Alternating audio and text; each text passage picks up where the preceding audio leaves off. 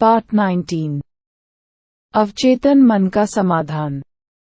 आदत आपके अवचेतन मन का कार्य है। आपके अवचेतन मन की अद्भुत शक्ति का इससे बड़ा प्रमाण नहीं है कि आपके जीवन पर आदत की कितनी शक्ति और नियंत्रण है। आप आदतों के गुलाम होते हैं। कई बार होता है कि आपके सामने कोई मुश्किल स्थिति आ जाए और आपको रास्ता स्पष्ट न दिख रहा हो। हम पहले ही बता चुके हैं कि समाधान समस्या के अंदर ही होता है। प्रत्येक सवाल में इसका उत्तर निहित होता है। आपके अवचेतन मन की असीमित बुद्धिमत्ता सब कुछ जानती है और सब कुछ देखती है। इसके पास उत्तर है, लेकिन आपको सुनना होगा। आपको पूर्ण विश्वास के साथ अवचेतन मन के सुझाए मार्ग का अनुसरण करना होगा। इस प्रकार के नए मानसिक नजरिए को प्राप्त करके आपके अपने अंदर का रचनात्मक ज्ञान सुखद समाधान खोजता है। अंदर ही आपको वह उत्तर मिल जाएगा जिसे आप खोज रहे हैं। इस तरह का मानसिक नजरिया आपके सभी कामों में व्यवस्था, शांति और अर्थ लाएगा।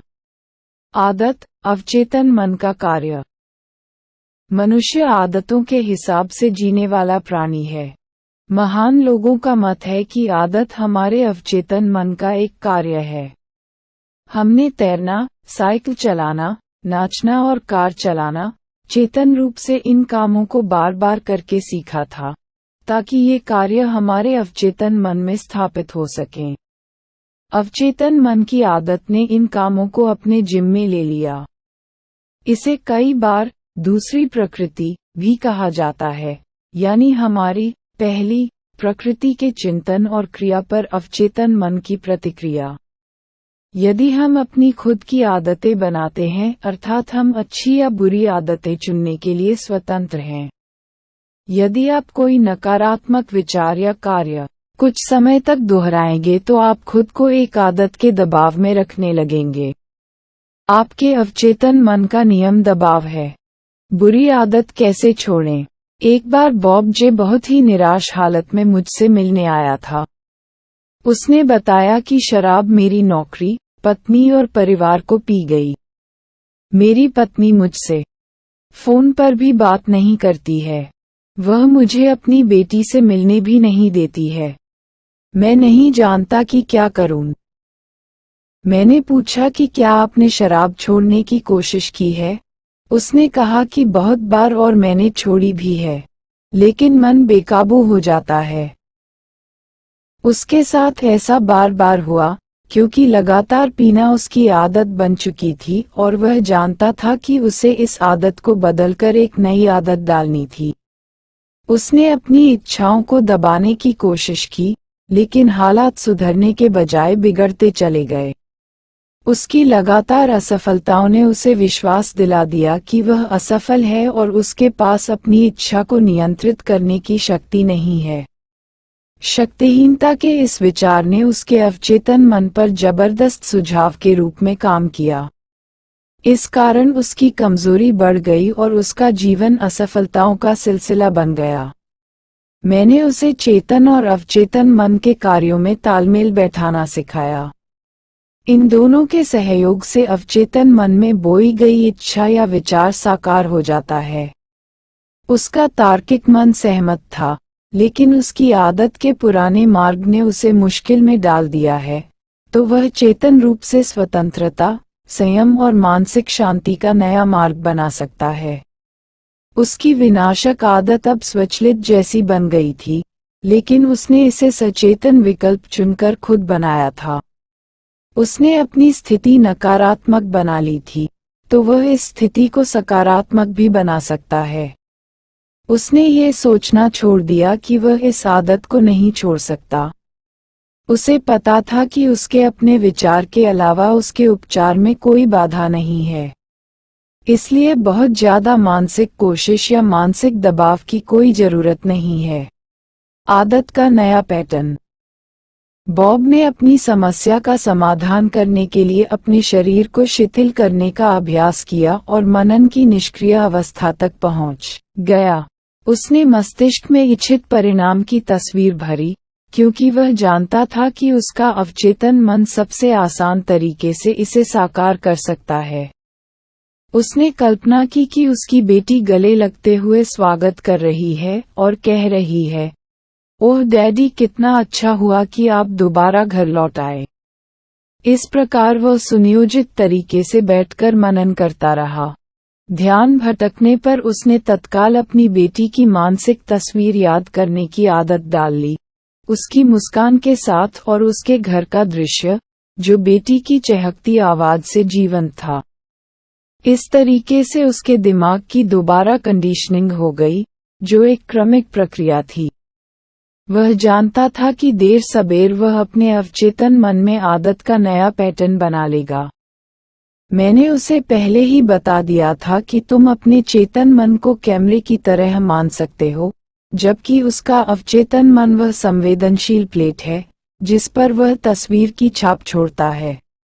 इस सुझाव से उसका एक लक्ष्य ये बन गया कि वह अपने मन की तस्वीर की दृढ़ छाप छोड़े और उसे डेवलप करे।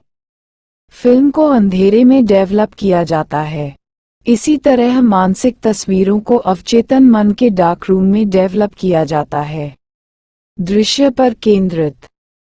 अब बॉब को अच्छी तरह से समझ में आ गया था कि उसका चेतन मन कैमरे की तरह है, इसलिए उसने कोई कोशिश नहीं की, न ही कोई मानसिक संघर्ष किया।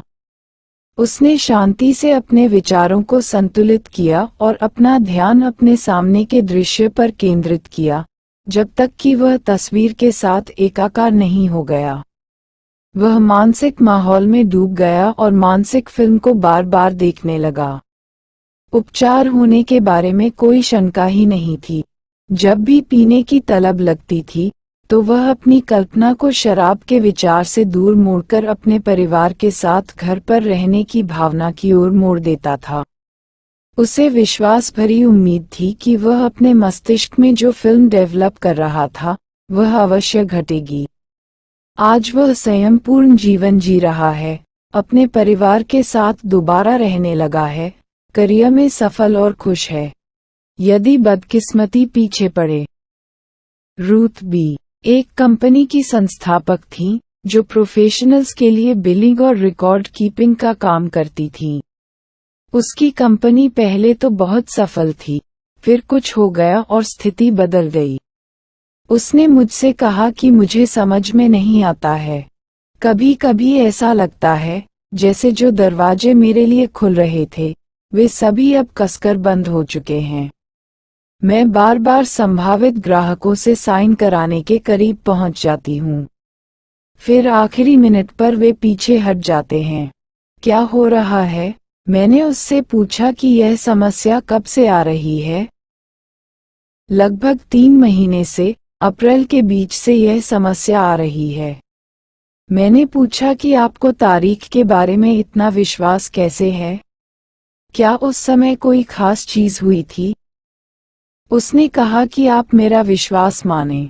मैं एक दंत चिकित्सक को ग्राहक बनाने की कोशिश कर रही थी। मैं उसका नाम नहीं लूंगी, लेकिन आपने यदि अपने बच्चे के दांतों में तार लगवाए हों, तो आप शायद उसे जानते होंगे।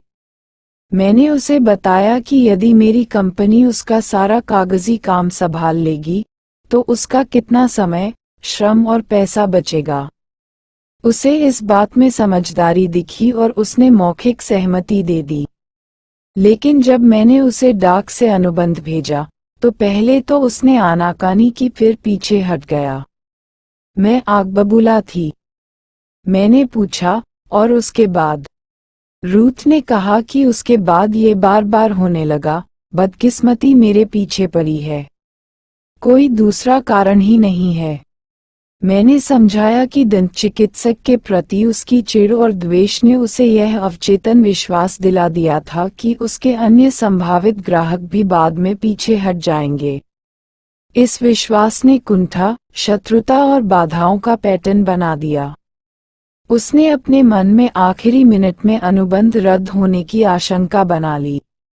एक बार जब उसके अवचेतन मन पर यह छाप छूट गई, तो यह उन परिस्थितियों को उत्पन्न करने लगी, जिनका उसे भय था। प्रत्येक असफलता इस विश्वास को दृढ़ बनाती थी कि वह असफल होने के लिए बाध्य है। उसने एक दुष्चक्र बना लिया था। रूथ को समझ में आने लगा था कि समस्या उसके अपने मस्तिष्क में थी और इलाज तभी हो सकता है जब वह अपने मानसिक नजरिए को बदल ले।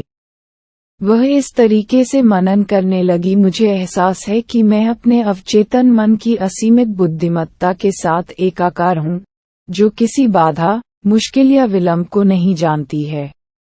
मैं सर्वश्रेष्ठ की सुखद उम्मीद में जीती हूँ। मेरा अधिक गहरा मन मेरे विचारों पर प्रतिक्रिया करता है। मैं जानती हूँ कि मेरे अवचेतन की असीमित शक्ति का काम रोका नहीं जा सकता। असीमित बुद्धिमत्ता जो भी शुरू करती है, उसे हमेशा सफलतापूर्वक पूरा करती है। रचनात्मक ज्ञान मेरे माध्यम से काम करके मेरी सारी योजनाओं और उद्देश्यों को पूरा करता है। मैं जो भी शुरू करती हूँ, उसे सफलता से पूरा करती हूँ। जीवन में मेरा लक्ष्य अद्भुत सेवा देना है और मैं जिनके भी संपर्क में आती हूँ, वे मेरी सेवाओं से धन्य हो जाते हैं। मेरे सभी काम दैवी विधान में पूर्ण परिणति तक पहुँचते हैं। इस प्रकार की प्रार्थना वह ग्राहकों से मिलने जाने से पहले दोहराने लगी और सोने से पहले भी यह प्रार्थना दोहराई। कुछ ही समय में उसने अवचेतन मन में एक नई आदत का पैटर्न बना लिया। जल्दी ही वह एक बार फिर से संभावित ग्राहकों को कंपनी के सौदों पर साइन कराने में सफल होने लगी। अब वह बदकिस्मती का शिकार होने के सभी विचार भूल चुकी थी। बुद्धिमानी की चाहत ने एक बार एक युवक ने सुकरात से पूछा कि उसे बुद्धि कैसे मिल सकती है। सुकरात ने उसे अपने पास बुलाया और अपने साथ लड़के को नदी तक ले गए और उसका सिर पानी में डुबा दिया। उन्होंने उसे तब तक डुबोए रखा जब तक कि लड़का हवा के लिए बुरी तरह छटपटाने नहीं लगा। फिर उन्होंने उसे छोड़ दिया। जब लड़के की हालत ठीक हो गई, तो सुकरात ने उससे कहा कि जब तुम्हारा सिर पानी में डूबा था, तो तुम्हें किस चीज की सबसे ज्यादा चाहत थी? लड़के ने उत्तर दिया, हवा की। सुकरात ने उसे समझाया कि जब तुम बुद्धिमानी को उतना चाहने लगोगे जितना कि पानी में डूबते समय हवा को चाहते थे, तो ये तुम्हें मिल जाएगी। ध्यान दे, आप एक निश्चित निर्णय पर पहुंचेंगे कि कोई रास्ता है। आप विश्वास से फैसला करेंगे कि यही वह रास्ता है जिस पर आप चलना चाहते हैं। आपके मन में जीवन की किसी निश्चित बाधा को पार करने की गहन, प्रबल, सच्ची इच्छा होगी तो विजय सुनिश्चित है। यदि आप सचमुच मानसिक और आंतरिक शांति प्राप्त करना चाहते हैं, तो आपको यह मिल जाएगी। इससे कोई फर्क नहीं पड़ता है कि आपके साथ कितना भेदभावपूर्ण व्यवहार हुआ है। जब आप अपनी मानसिक और आध्यात्मिक शक्तियों के बारे में जागृत हो जाते हैं, तो आपको इससे कोई फर्क नहीं पड़ता है, क्योंकि आप जानते हैं कि आप क्या चाहते हैं। आप निश्चित रूप से नफरत, गुस्से, शत्रुता तथा दुर्भावना के चारों विचारों को अपनी शांति, सद्भाव, सेहत और खुशी नहीं लूटने देंगे। अपने विचारों को जीवन के लक्ष्य के साथ एकाकार करने की आदत सीखने पर आप परिस्थितियों, खबरों और घटनाओं पर विचलित होना छोड़ देंगे। आपका लक्ष्य शांति, सेहत, प्रेरणा, सद्भाव और समृद्धि हो जाएगा। अब आप जान गए होंगे कि शांति की नदी आपके अंदर इसी समय प्रवाहित हो रही है। आपका विचार अमूर्त और अदृश्य शक्ति है तथा आप इसका चुनाव खुद को दुआ देने, प्रेरित करने और शांति पाने के लिए करते हैं। उसका उपचार क्यों नहीं हो पाया? एल.एस. एक प्रमुख पाठ्य पुस्तक वितरक का फील्ड रिप्रेजेंटेटिव था। उसके 4 बच्चे थे, लेकिन बिजनेस यात्राओं के दौरान एक अन्य महिला के साथ उसका अवैध संबंध हो गया। वह बहुत निराश और चिड़चिड़ा हो गया था और बिना गोलियों के नींद नहीं आती थी। उसे हाई ब्लड प्रेशर और बहुत से अंदरूनी तकलीफ थी, जिन्हें उसका डॉक्टर न तो पकड़ पा रहा था, न ही इलाज कर पा रहा था। स्थिति और भी बिगड़ गई जब वह बहुत शराब पीने लगा। हमें जल्दी ही पता चल गया कि इस सब का कारण अपराध का उसका गहरा अवचेतन बोध था। वह जिस धार्मिक विश्वास में पला बड़ा था, वह उसके अवचेतन मन की गहराई में विद्यमान था। उसका धार्मिक विश्वास विवाह की कसमों की पवित्रता पर बहुत जोर देता था, लेकिन वह लगातार उनकी खुली अवहेलना कर रहा था। वह अपराध बोध के घाव को भरने की निरर्थक कोशिश में ज्यादा पीने लगा था। जिस तरह कोई रोगी अपने भयंकर दर्द के लिए मॉर्फिन और कोडीन लेता है, उसी तरह वह अपने मानसिक तनाव या घाव के लिए शराब पीने लगा। यह आग में घी डालने वाली पुरानी कहानी है। स्पष्टीकरण और इलाज। उसने मेरा स्पष्टीकरण बहुत अच्छी तरह से सुना और जाना कि उसका मस्तिष्क कैसे काम करता है। उसने अपनी समस्या का सामना ही नहीं किया, बल्कि अंततः अवैध संबंध छोड़ने का फैसला कर लिया। उसको ये समझ में आ गया था कि उसका पीना पलायन की अचेतन कोशिश थी। छिपा हुआ कारण उसके अवचेतन मन में निहित था और उसका सफाया किया जाना था। इसके बाद ही उपचार हो सकता था। वह दिन में कई बार प्रार्थना से अपने अवचेतन मन पर छाप छोड़ने लगा। मेरा मस्तिष्क शांति, संतुलन और सद्भाव से भरा हुआ है। ईश्वर मेरे अंदर मुस्कुराता हुआ शांति से विश्राम कर रहा है। मैं अतीत, वर्तमान या भविष्य की किसी चीज से नहीं डरता हूँ। मेरे अवचेतन मन की असीम बुद्धिमत्ता सभी तरीकों से मेरा नेतृत्व, निर्देशन और मार्गदर्शन कर रही है। मैं अब प्रत्येक स्थिति का सामना विश्वास, संतुलन, शांति और विश्वास से करता हूँ। मैं अब इस आदत से पूरी तरह स्वतंत्र हूँ। मेरा मस्तिष्क आंतरिक शांति, स्वतंत्रता और खुशी से भरा है। मैं खुद को क्षमा करता हूँ, फिर मुझे भी क्षमा किया जाता है। शांति, संयम और विश्वास मेरे मस्तिष्क पर शासन करते हैं। जब उसने ये प्रार्थना दोहराई, तो वह पूरी तरह से जानता था कि वह क्या कर रहा था और क्यों कर रहा था। मैंने उसे समझाया कि जब वह इन वाक्यों को जोर से, धीरे धीरे, प्रेमपूर्वक और अर्थपूर्ण ढंग से दोहराएगा, तो वे धीरे धीरे उसके अवचेतन मन में उतर जाएंगे। बीजों की तरह वे भी बड़े होकर फल देंगे। उसके कान आवाज सुनते थे और शब्दों के उपचारक कंपन उसके अवचेतन मन तक पहुंचकर उन सभी नकारात्मक मानसिक पैटर्न को मिटा देते थे, जिन्होंने उसकी समस्याओं को पैदा किया था। प्रकाश अंधकार को दूर कर देता है। सृजनात्मक विचार नकारात्मक विचार को नष्ट कर देता है। वह महीने भर में बदल गया। जीवन का सामना। यदि आप शराबी या मादक पदार्थ के आदी हो गए हैं, तो आपको सहज स्वीकार करना चाहिए। कभी भी अपने को बचाने की कोशिश न करें, क्योंकि बहुत से लोग शराबी इसलिए बन जाते हैं क्योंकि उन्होंने इसे कभी भी स्वीकार नहीं किया। आपकी बीमारी आपके अंदर का आंतरिक भय है। क्योंकि आप जीवन का सामना करने से इनकार कर रहे हैं, इसलिए आप शराब के माध्यम से अपनी जिम्मेदारियों से पलायन करने की कोशिश कर रहे हैं। शराबी के रूप में आपकी कोई स्वतंत्र इच्छा नहीं है, हालांकि आप सोच सकते हैं कि हो सकता है आप अपनी इच्छा शक्ति के बारे में डींगे हाँकते हो। यदि आप आदतन शराबी हैं और साहस के साथ यह घोषणा करते हैं, अब मैं इसे कभी नहीं छूऊंगा, तो आप में इस घोषणा को सही साबित करने की शक्ति नहीं है। कारण ये है कि आप यह नहीं जानते हैं कि शक्ति को कहाँ खोजना है। यदि आप खुद की बनाई मनोवैज्ञानिक जेल में रह रहे हैं, तो आप अपने विश्वासों, मशवरों, प्रशिक्षण और माहौल के प्रभावों की बेड़ियों में जकड़े हुए हैं। अधिकांश मनुष्यों की तरह आप भी आदत के गुलाम हैं। आप जिस तरह से प्रतिक्रिया करते हैं, उसके लिए कंडीशन्ड हैं। स्वतंत्रता के विचार बनाना। यदि आपने एक बार अपनी मानसिकता में स्वतंत्रता और मानसिक शांति के विचार भर लिए, तो ये आपकी अवचेतन गहराइयों तक पहुंच जाएंगे।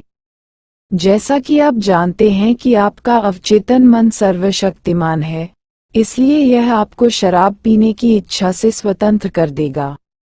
उस मोड़ पर आपको एक नई समझ मिलेगी कि आपका दिमाग कैसे काम करता है।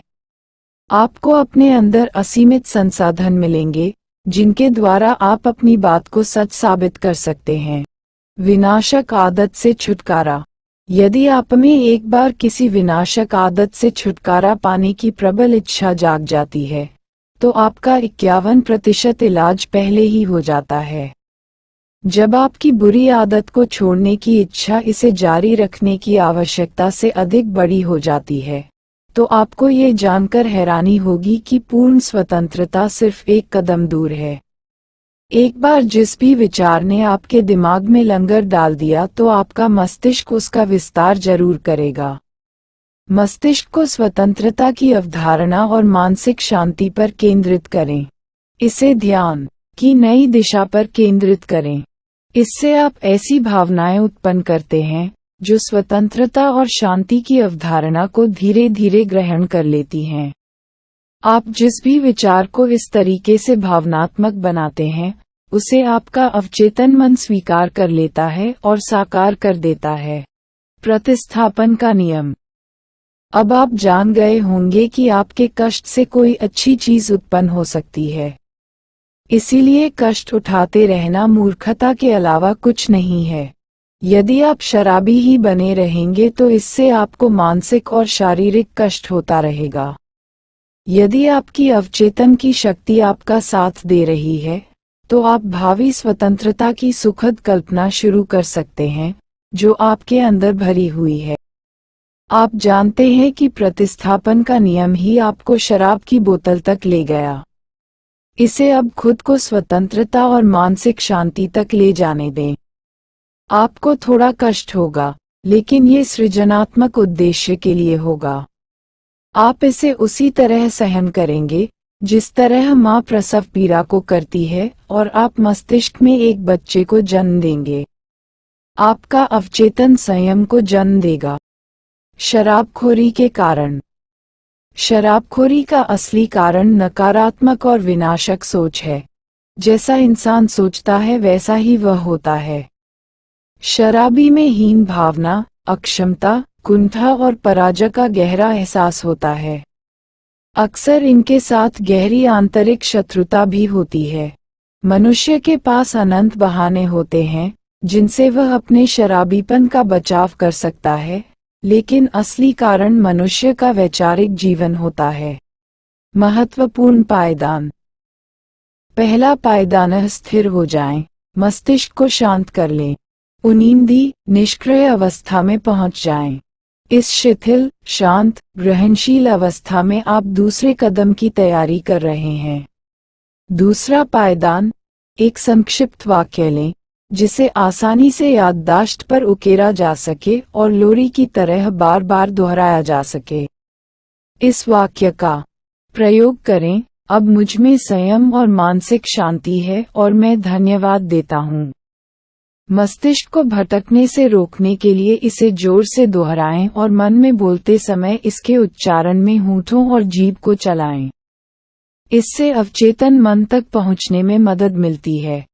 इसे 5 मिनट या इससे ज्यादा समय तक करते रहें।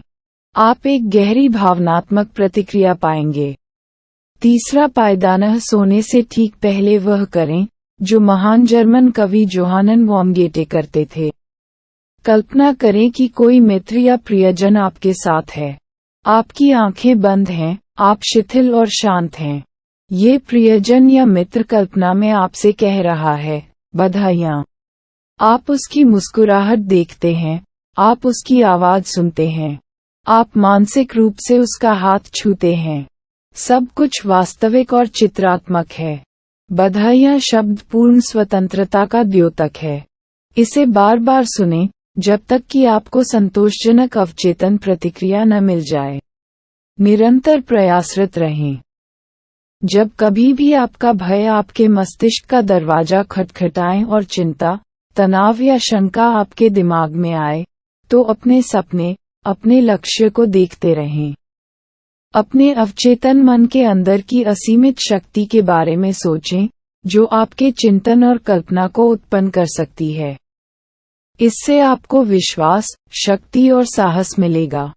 ध्यान दें, आपके पास चुनने की स्वतंत्रता है।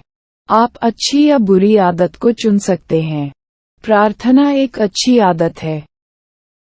आदत आपके अवचेतन मन का कार्य है। आपके अवचेतन मन की अद्भुत शक्ति का इससे बड़ा प्रमाण नहीं है कि आपके जीवन पर आदत की कितनी शक्ति और नियंत्रण है। आप आदतों के गुलाम होते हैं। समाधान समस्या में निहित है। प्रत्येक सवाल में इसका उत्तर छिपा है। आपका ज्ञान आपकी पुकार पर प्रतिक्रिया करता है, जब आप इसे विश्वास और विश्वास से आवाज देते हैं। आप किसी विचार या काम को दोहराकर अपने अवचेतन मन में आदतों के पैटर्न बनाते हैं, जब तक कि यह आपके अवचेतन मन में खांचे नहीं बना लेता और स्वचालित नहीं बन जाता। आपकी सफलता और उपलब्धि में एकमात्र बाधा आपका अपना विचार या मानसिक छवि है। जो भी मानसिक तस्वीर आप अपने अवचेतन मन में विश्वास के साथ देखते हैं, यह उसे साकार कर देता है। आपका चेतन मन कैमरा है और आपका अवचेतन मन वह संवेदनशील प्लेट है जिस पर आप तस्वीर की छाप छोड़ते हैं। जब आपका ध्यान भटके तो अच्छाई या लक्ष्य के विचार से इसे वापस लौटा लें। इसकी आदत डाल लें। इसे मस्तिष्क को अनुशासित करना कहते हैं। मनुष्य के पीछे जो एकमात्र बदकिस्मती पड़ी रहती है, वह भय का विचार है, जिसे बार बार दिमाग में दोहराया जाता है। इस ज्ञान के साथ बदकिस्मती से पीछा छुड़ाएं कि आप जो भी काम शुरू करते हैं, उसे आप दैवी विधान में सुखद परिणाम तक पहुंचाएंगे। सुखद अंत की तस्वीर बनाएं और इसे विश्वास के साथ बनाए रखें। दूसरों की बातें आपको तब तक चोट नहीं पहुंचा सकती, जब तक कि आपकी खुद की वैचारिक और मानसिक सहमति न हो। खुद को अपने लक्ष्य के साथ एकाकार करें, जो शांति, सद्भाव और खुशी है। आप ही अपने ब्रह्मांड में इकलौते चिंतक हैं। नई आदत डालने के लिए आपको विश्वास होना चाहिए कि यह वांछित है।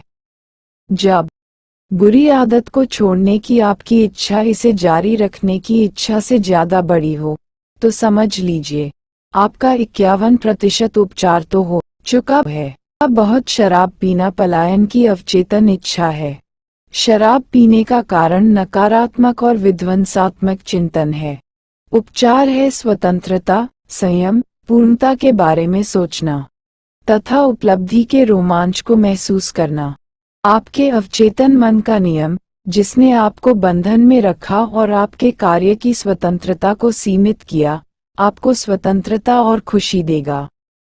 यह इस बात पर निर्भर करता है कि आप इसका कैसा प्रयोग करते हैं। कई मनुष्य शराबी इसलिए बने रहते हैं क्योंकि वे अपनी समस्या को स्वीकार करने से इनकार कर देते हैं। जब भय आपके मन का दरवाजा खटखटाए तो ईश्वर में विश्वास और सभी अच्छी चीजों को दरवाजा खोलने दें। आपकी कल्पना आपको शराब की बोतल तक ले गई थी। अब स्वतंत्र होने की कल्पना करके इसे स्वतंत्रता की ओर ले जाने दें। एल्कोहलिज्म का असली कारण नकारात्मक और विनाशक सोच है। जैसा मनुष्य अपने अवचेतन मन में सोचता है, वैसा ही वह होता है।